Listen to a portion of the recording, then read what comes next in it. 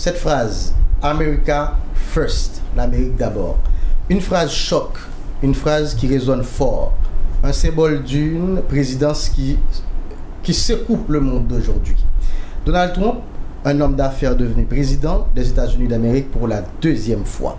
Ses actions et ses décisions bouleversent les codes de la diplomatie, bousculent les alliances historiques et imposent un style imprévisible sur la scène internationale. La question qui se pose aujourd'hui, le phénomène Trump est-il dangereux pour les relations internationales? Entre guerre commerciale, rapprochement inattendu, tension avec les alliés traditionnels, le monde est inquiet. Donc, cet après-midi, nous allons décrypter l'impact de Trump sur la géopolitique mondiale. Est-ce un nouveau paradigme ou un simple parenthèse histoire dans les relations internationales? Et pour cela, nous avons comme conférencier aujourd'hui le professeur Pierre-Antoine Louis, juriste et diplomate. Professeur, bonjour. Bonjour. Depuis sa prise de fonction, Donald Trump ne cesse d'étonner le monde. Chaque jour, une décision prend qui a choqué le monde international là, tant sur le plan diplomatique, tant sur le plan politique interne, notamment les questions taxes sur le droit de douane. Trump bouleverse le monde actuellement. Et pour en parler, le phénomène de Trump serait-il dangereux pour les relations internationales? Professeur Pierre-Antoine Louis, je vous passe le micro. Merci beaucoup. Juste pour vous aider un peu sur le sujet, je suis un ancien diplomate des États-Unis d'Amérique, le premier diplomate américain posté en Haïti après le tremblement de terre du janvier 2010. Je suis aussi un ancien enrôlé des US Marines. Alors, il faut d'abord aborder le thème, le phénomène Trump serait-il dangereux pour les relations internationales? C'est quoi le phénomène Trump? Il faut définir le phénomène Trump. Au fait, c'est pas pour contredire, mais c'est juste pour jouer l'avocat du diable, l'avocat que je suis déjà inscrit au barreau de New York depuis 1993. Le phénomène Trump n'est pas un phénomène en tant que tel. Pourquoi? Parce que, c'est pas pour contredire, mais juste pour choquer un peu, Trump est le président élu, chef de l'État des États-Unis, dûment élu par le peuple américain pour exercer les pouvoirs au fin d'exercer la souveraineté du peuple américain, parce que c'est le peuple qui détient la souveraineté et qui le confie à des élus, dont M. Trump, le premier des élus. Donc, dans les limites de la loi, M. Trump exerce les pouvoirs lui conférés par l'article 2 de la Constitution des États-Unis, du pouvoir exécutif. Dans la conception des États-Unis d'Amérique par rapport à Haïti, par exemple, il n'y a pas de premier ministre, donc le président est à la fois chef de l'État et chef du gouvernement. Donc c'est dans ce sens que le président Trump a adopté comme politique et slogan de sa politique America First, l'Amérique d'abord, Amérique pour les États-Unis, c'est-à-dire les États-Unis d'Amérique, qui ont usurpé le nom de l'Amérique pour eux-mêmes, et Make America Great Again, rendre les États-Unis puissants ou grands, et encore une fois. Donc la question est de savoir si les tactiques utilisées par M. Trump dans la poursuite de cette politique sont légales. C'est tout simplement ça. M. Trump, il exerce son pouvoir, l'autorité, enfin le pouvoir exécutif, l'autorité qui lui est conférée par l'article 2 de la Constitution des États-Unis pour diriger le gouvernement. Il le conçoit à sa manière. Il faut se référer au caractère de M. Trump. C'est un monsieur qui a un caractère assez fort. C'est un monsieur qui tend vers le narcissisme. C'est un monsieur qui est un peu, enfin bon, pas un peu, il est revanchard et rancunier. Il tient compte de ce qui est fait, qui ne lui fait pas plaisir, et puis il agit en conséquence, même dans l'exercice du pouvoir exécutif des États-Unis. Maintenant, pour mieux étayer la question dans son aspect international, il faut comprendre la stratégie de politique nationale de M. Trump, qui est quoi? C'est une stratégie dénommée aux États-Unis flotte de zone, qui signifie littéralement inonder la zone, ou encore déstabiliser l'adversaire en multipliant les initiatives. Il y a des commentateurs aux États-Unis qui parlent de Madman Theory, c'est-à-dire la théorie du fou.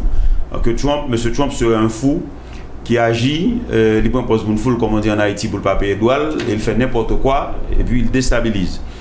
Comme quoi il agirait sans réflexion majeure pour déstabiliser ses adversaires politiques, notamment les démocrates.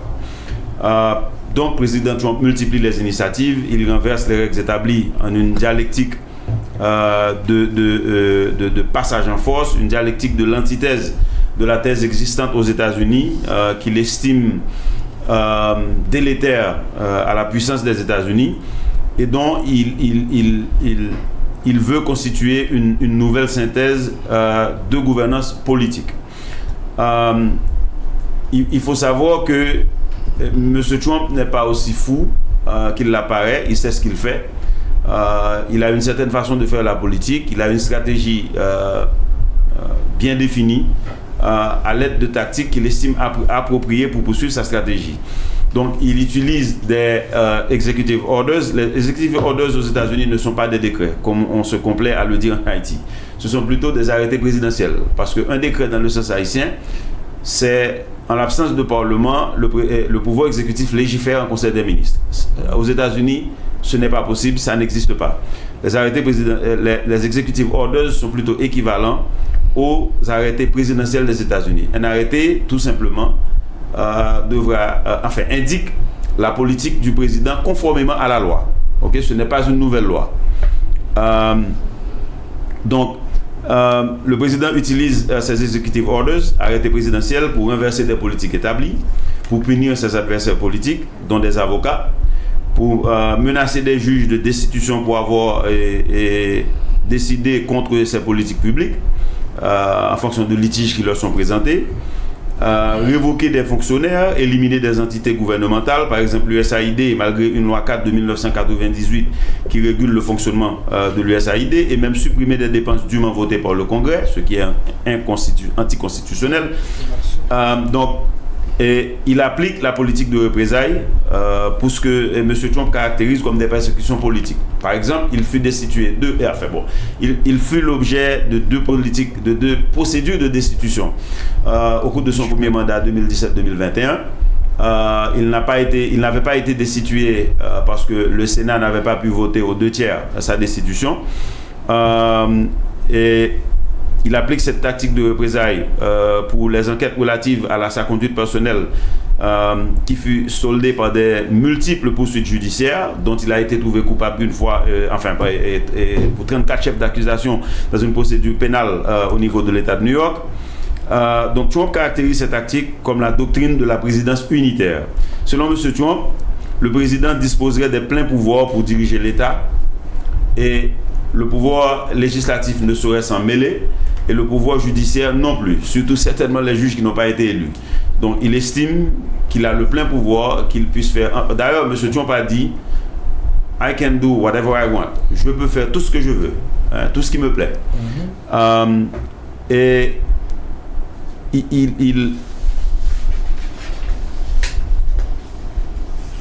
M. Trump, donc selon lui, le pouvoir législatif ni le pouvoir judiciaire ne doivent y interférer. Un constat. Des observateurs neutres et partisans à la fois. Okay? Ceux qui sont neutres et aussi des gens qui sont partisans, qui sont démocrates et républicains. Le parti républicain dont M. Trump fait partie. En passant, il a été aussi démocrate antérieurement. C'est un monsieur qui est très pragmatique et fluide et tout ça, même si son narcissisme parfois le met dans des situations où il apparaît extrémiste. Donc, ces observateurs estiment que le président Trump a provoqué une crise constitutionnelle grave en appliquant des mesures qui outrepassent les responsabilités présidentielles légales. Par exemple, le président Trump veut que l'amendement constitutionnel qui stipule que le ius soli, le droit du sol, existe aux États-Unis pour toute personne née aux États-Unis, selon M. Trump, cette disposition constitutionnelle n'est pas de mise pour ceux qui sont aux États-Unis de façon illégale, qui ne sont pas des résidents et qui ne sont pas légaux et qui ne sont pas des citoyens des États-Unis, par exemple. La stratégie de politique internationale de l'administration Trump. Maintenant, cette posture au niveau national a aussi son corollaire au niveau international. Cependant, cette politique de confrontation tout azimut pour déstabiliser l'adversaire, il la pratique au niveau international, mais avec une nuance. Contrairement à la sphère nationale, ce n'est pas une application uniforme de cette politique. Il y a quand même un brin de pragmatisme. Par exemple, l'administration Trump fournit un soutien indéfectible à Israël, qui contraste largement à l'hostilité manifeste aux Palestiniens. Okay? C'est un soutien inconditionnel. Tout ce dont Israël veut, Israël peut l'obtenir. D'ailleurs, le Premier ministre Benjamin Netanyahu était à la Maison-Blanche hier. Deuxième visite depuis la prise de fonction de Trump il y a 78 jours. Trump adopte une approche souple vis-à-vis de la Russie, probablement dû au fait que Trump assimile à une persécution les enquêtes relatives à l'interférence, entre guillemets, de l'administration Poutine dans les élections en faveur de Trump, selon sa propre perspective, aux élections de 2016. On avait pensé que la Russie de M. Poutine, l'administration Poutine, militait pour M. Trump. Ça avait fait l'objet d'une enquête et M. Trump avait mal digéré cela au cours de son premier mandat. Donc les tactiques présentées comme une approche transactionnelle et de réciprocité dans les échanges commerciaux, surtout avec les pays avec lesquels les États-Unis d'Amérique enregistrent un déficit commercial, découlent de cette perspective. C'est l'aspect confrontation avec le Mexique, la Chine et le Canada enregistrent les plus grands écarts de déficit commercial avec les États-Unis. C'est-à-dire, ils enregistrent leur commerce avec les États-Unis leur favorise. Et malgré le fait que le Mexique et le Canada en particulier sont les deux autres pays de l'Amérique du Nord, deux voisins très amicaux, si on peut dire que des pays puissent avoir des amis, même si on sait qu'ils n'ont que des intérêts, que deux pays sont amis. On peut même dire que les Canadiens et les Américains sont des cousins. Et quand ils s'expriment, c'est extrêmement difficile de discerner au niveau de la diction, du langage, du ton, le Canadien de l'Américain, sauf que le Canadien dispose quand même d'une considération beaucoup plus souple au niveau social que l'Américain, moins arrogant et tout ça. Donc, il y a cet aspect de confrontation avec le Mexique, la Chine, le Canada, l'Union européenne, Taïwan, Vietnam et d'autres pays qui enregistrent un excédent avec les États-Unis. D'ailleurs, il a même imposé, la base tarifaire qu'il a ajoutée, c'est 10%. Pour les pays dont je viens de parler, encore plus, 25% pour le Canada, 25% pour le Mexique, 54% pour la Chine. Et il menace encore la Chine à cause des représailles de la Chine d'augmenter encore à 100%. Donc il veut poursuivre la logique de la guerre tarifaire tout azimut. Donc les auditeurs et les téléspectateurs doivent savoir qu'on applique des tarifs pratiquement pour deux raisons, pour tenter d'équilibrer les échanges entre les pays, Par exemple, Haïti et la République dominicaine, il existe un excédent considérable en faveur de la République dominicaine parce qu'Haïti produit très peu. Même les produits dont dispose Haïti, la République dominicaine applique des barrières tarifaires. C'est juste pour expliquer un peu pour que le public comprenne. Donc, il y a un déséquilibre des échanges. Et pour la plupart des pays dans le monde, les États-Unis aussi, disposent d'un déséquilibre. Et B, pour promouvoir certaines industries manufacturières aux États-Unis d'Amérique. Par exemple, l'acier. Et comme vous le savez, dans la portion qu'on appelle le Middle West, la portion mi-ouest entre l'ouest et l'est des États-Unis, beaucoup d'industries n'existent plus en fonction du fait que la main-d'œuvre est bien trop élevée aux États-Unis.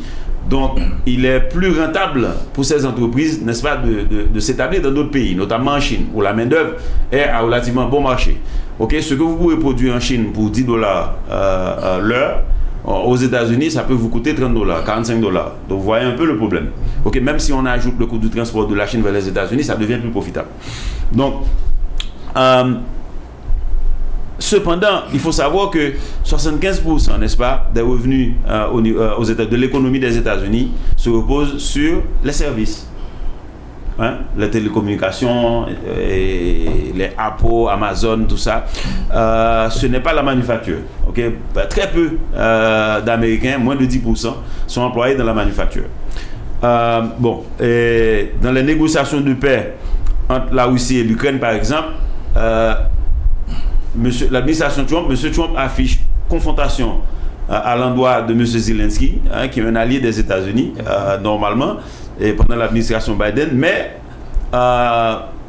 avec la Russie de Vladimir Poutine, il y a une certaine souplesse, au point même d'accuser l'Ukraine, comme quoi c'est l'Ukraine qui a provoqué sa propre invasion par la Russie le 24 février 2022. L'Ukraine, en affaiblissant la Russie militairement et au niveau économique, rend un service énorme géostratégique à l'Organisation du traité Atlantique Nord en général et les États-Unis d'Amérique en particulier. En fait, c'est utiliser l'Ukraine pour mener une guerre, n'est-ce pas, par pays interposé contre la Russie. Donc, c'est un service que l'Ukraine est en train de rendre à l'OTAN et aux États-Unis d'Amérique. Et c'est ce que M. Biden avait compris. Et c'est pourquoi les États-Unis, jusqu'à ce jour, a dépensé 62 milliards de dollars en appui militaire à l'Ukraine et autour de 60 milliards de dollars en appui humanitaire à l'Ukraine. Ce n'est pas un cadeau, ce n'est pas du bon samaritanisme, c'est parce que c'est en fonction des intérêts des États-Unis. C'est pas parce que les Américains adorent les Ukrainiens. Et il y a aussi l'aspect de confrontation dans les négociations avec l'Iran. Vous avez remarqué que d'ici samedi, l'Iran et les États-Unis vont commencer à négocier sur l'utilisation de l'énergie nucléaire par l'Iran. Mais aussi, il y a l'aspect confrontation. Les États-Unis menacent l'Iran de frappe contre ses infrastructures nucléaires, notamment pour protéger Israël. Bon, est-ce que la stratégie est dangereuse? La stratégie de l'administration Trump est dans quel sens? La stratégie de politique étrangère. Bon, cette stratégie affaiblit, selon moi, et selon beaucoup d'analystes au niveau neutre, objectif, au niveau des États-Unis d'Amérique, parce que cette politique affaiblit la puissance souple, soft power, des États-Unis d'Amérique dans le monde.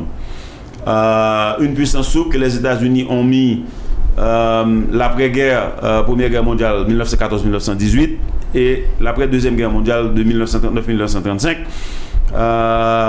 Les États-Unis ont consenti d'énormes sacrifices, l'utilisation du dollar, les jeans, les blue jeans, le blues, jazz, le rap, l'invention de l'internet, c'est une invention américaine.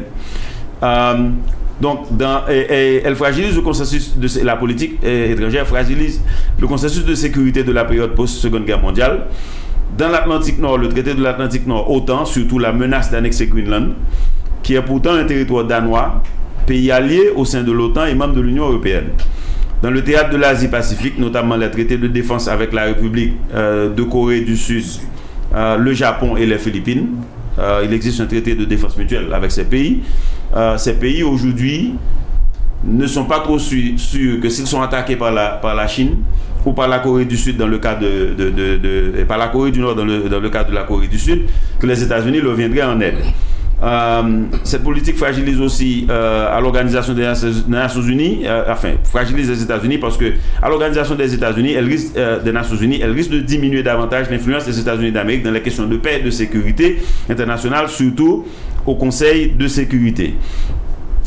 Elle constitue une aubaine à la Russie, en effet, parce qu'elle est une rupture avec la politique d'isolement de la Russie pratiquée par l'administration Trump et les administrations antérieures, compte tenu de la posture positive des États-Unis d'Amérique, de l'administration Trump vis-à-vis du président Vladimir Vladimirovitch Poutine, surtout en relation avec l'invasion de l'Ukraine. On est abasourdi, on ne comprend pas comment M. Trump a pu faire un tel revers de la politique de M. Biden à la politique actuelle de M. Trump, au niveau géostratégique, au niveau géopolitique, on comprend mal que les États-Unis disposent de la posture actuelle vis-à-vis de la Russie. Il y a aussi la menace d'annexer le Canada comme 51e État fédéré et celle de reprendre le contrôle du canal de Panama qui pourrait fragiliser davantage l'organisation des États américains. J'ai dit davantage parce que vous avez Cuba et Nicaragua qui n'en font plus partie à cause de la mainmise des États-Unis sur l'OEA. Déjà, la Chine entreprend des grands travaux dans certains pays de l'hémisphère occidental, donc les Amériques, dont un mégaport maritime au Pérou, et dont la construction de mégaports maritimes au Pérou, et d'autres infrastructures. Quelles implications pour la doctrine du président James Monroe de 1823? Maintenant, selon la stratégie nationale de sécurité des États-Unis, la Chine, la République démocratique du Corée, c'est ce qu'on appelle la Corée du Nord, l'Iran et la Russie constituent des menaces à l'ordre international et à la puissance géostratégique militaire des États-Unis. Donc, cette stratégie nationale des États-Unis cible la Chine en particulier comme un adversaire redoutable en raison de sa percée comme deuxième puissance économique mondiale et ses progrès militaro-stratégiques, surtout en mer méridionale de Chine en particulier et en Asie-Pacifique en général. Or que la Chine et la Russie affichent une amitié sans limite, entre guillemets, selon les dires de leurs dirigeants, une alliance potentiellement militaire et géopolitique dans la sphère multilatérale contre les États-Unis. En même temps, au Conseil de sécurité des Nations Unies, les États-Unis d'Amérique peinent à poursuivre son agenda politique en raison de l'amitié sino-russe dont je viens d'en parler, considérant par exemple la difficulté de transformer la mission multinationale d'appui à la sécurité en Haïti en une opération de maintien de la paix des Nations Unies en raison du refus de la Chine et de la Russie. Il y a, on va dire, 5-6 ans, si les États-Unis voulaient transformer la mission multinationale d'appui à la sécurité en Haïti en opération de maintien de la paix, il n'y aurait pas de problème, comparé à la situation qui prévoit actuellement. Maintenant, s'agissant de l'aspect de danger de la politique étrangère de l'administration Trump pour l'ordre mondial établi, je suis presque terminé, un peu plus patient s'il vous plaît. Donc, dans le signal envoyé à la Chine, le danger réside dans le signal envoyé à la Chine qu'elle puisse absorber Taïwan d'ici à 2027 selon le vœu du président Xi Jinping, à l'instar de la Russie contre l'Ukraine. Donc, en effet, si les États-Unis d'Amérique blâment l'Ukraine pour avoir été envahie par la Russie, or que l'Ukraine jouit de la protection de sa souveraineté que confère la Charte des Nations Unies, c'est la raison même d'être de l'ONU, qu'on ne peut pas utiliser la force pour régler les différends internationaux, alors que la Russie, qui est membre permanent du Conseil de sécurité, ou les États-Unis en Afghanistan et dans d'autres pays, pour relativiser, pour que les gens ne pensent pas que je suis en train de prendre parti contre la Russie. Pourquoi la Chine ne devrait pas engloutir la République de Chine, Taïwan? Pourquoi pas? Qu'elle considère comme une province égarée. C'est un danger en raison de l'effritement de la puissance souple des États-Unis d'Amérique qui rend l'échiquier géopolitique multilatéral plus incertain, surtout les grands enjeux au sein de l'ONU. Je veux dire, par le passé, on pouvait compter sur les États-Unis d'Amérique de pratiquement jouer le rôle de policeman du monde, de policier du monde, et de traiter les questions de paix et de sécurité dans des contextes où les États-Unis étaient capables, si vous voulez, de s'imposer au niveau du contrôle de sécurité, du Conseil de sécurité des Nations Unies, bien qu'il existe 4 autres pays qui ont l'autorité de veto, dont la Chine et la Russie en particulier, mais aussi la France et la Grande-Bretagne, mais ce sont des alliés, ces deux derniers pays des États-Unis, donc il n'y avait pas de problème. Mais il y avait quand même un consensus, même face à la Corée du Nord, qui est un pays limitrophe à la Chine et à la Russie. La Chine et la Russie étaient conscientes du fait que une Corée du Sud qui possède des armes nucléaires, qui serait capable de les utiliser, pourrait aussi être une menace pour ces deux pays-là. C'est dans ce sens que ces pays avaient consenti, n'est-ce pas, la résolution contraignante au niveau du Conseil de sécurité contre la Corée du Sud, ce qu'aujourd'hui, et la Russie et la Chine ne feront pas. Et d'ailleurs, et pour cause, quel pays a consenti d'envoyer des troupes, on dit même jusqu'à 10 000 en Russie, dans le cadre de son invasion contre l'Ukraine, la Corée du Nord. Et donc, la Russie raisonnant, enfin, un danger existe dans le fait que la Russie, raisonnant que les États-Unis d'Amérique sont en mode d'isolationnisme, serait-elle tentée d'attaquer quelques pays de l'OTAN, ex-pays membres du pacte de Varsovie, la Pologne par exemple, ou des anciennes républiques socialistes soviétiques, dont l'Estonie, Latvia et la Lituanie, par exemple, aujourd'hui membres de l'OTAN. Un tel dénouement paraît impossible, compte tenu de l'obligation de l'article 5 du traité de l'Atlantique Nord de l'OTAN, selon laquelle, article 5, l'obligation selon laquelle une attaque contre un État membre est une attaque contre tous les 32 membres, qui sont actuellement 32. Les frappes, c'est un danger, par exemple, les frappes récentes des forces navales des États-Unis d'Amérique contre les Houthis en Yémen pour maintenir la liberté de navigation en mer Rouge. Les Houthis qui sont un client de l'Iran, puissance sous-régionale au Moyen-Orient, et les menaces contre les infrastructures nucléaires iraniennes constituent-elles un aperçu de la politique de confrontation accrue en faveur d'Israël? Bon, avec M. Trump, l'on ne sait pas trop, mais on sait que autant que les États-Unis, sous M. Trump, affichent une attitude non guerrière vis-à-vis de la Russie, autant que les États-Unis affichent une attitude guerrière face à l'Iran, par exemple, en raison du positionnement ou bien de la posture stratégique d'Israël. Et aussi, on peut dire que oui, la politique étrangère de M. Trump constitue un danger dans l'échiquier international. Cependant, ne serait-il pas peut-être bien que les États-Unis d'Amérique et la Russie, les deux pays qui possèdent les plus grands arsenals nucléaires dans le monde, que si ces deux pays arrivaient à trouver une formule, à s'entendre avec une attitude moins guerrière, moins belliqueuse, ne serait-ce pas une bonne chose? Donc, autant de questions que l'on doit poser sans nécessairement fournir les réponses. Merci beaucoup. J'espère que je n'ai pas été trop long. Merci, professeur Pierre-Antoine.